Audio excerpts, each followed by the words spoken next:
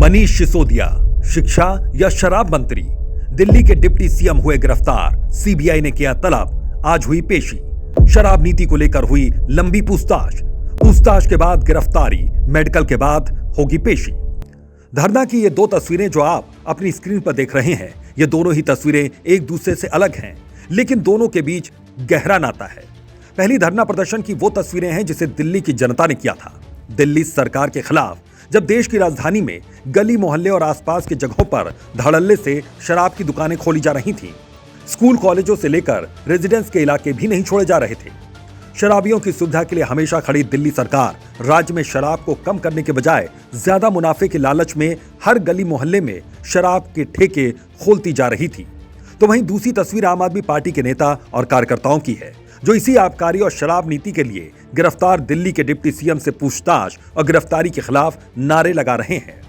तो ये तय है कि केजरीवाल सरकार के काले कारनामों से भरा कर्म का घड़ा अब भर गया। सीबीआई की ओर से तलब और लंबी पूछताछ के बाद मनीष सिसोदिया की गिरफ्तारी हुई। अब आपको बताते हैं कि आखिर दिल्ली के डिप्टी सीएम मनीष सिसोदिया को क्यों गिरफ्तार किया गया।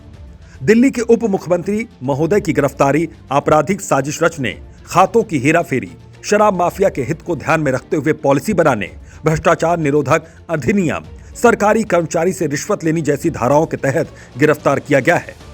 अब हम आपको बताते हैं कि इन धाराओं में कितने साल की सजा हो सकती है।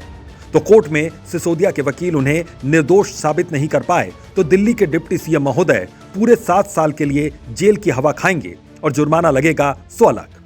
सिसोदिया को राउज एवेन्यू स्थित सीबीआई जज एम.के. नागपाल की कोर्ट में पेश किया जा सकता है।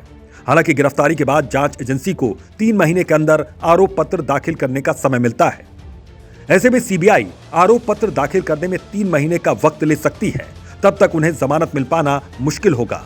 जिस शराब नीति से परेशान दिल्ली की जनता सड़कों पर प्रदर्शन किया करती थी और स्कूल, कॉलेज, गर्ल्स हॉस्टल के पास शराब के ठेके खोलने का विरोध किया करती थी, तब दिल्ली सरकार के कान में जूं तक नहीं रेंगती थी।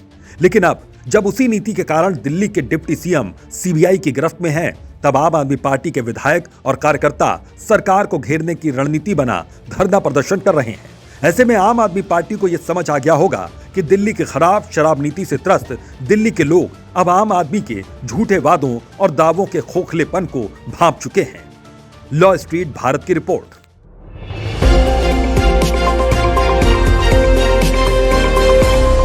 लॉ स्ट्रीट भारत, राष्ट्र के हित में।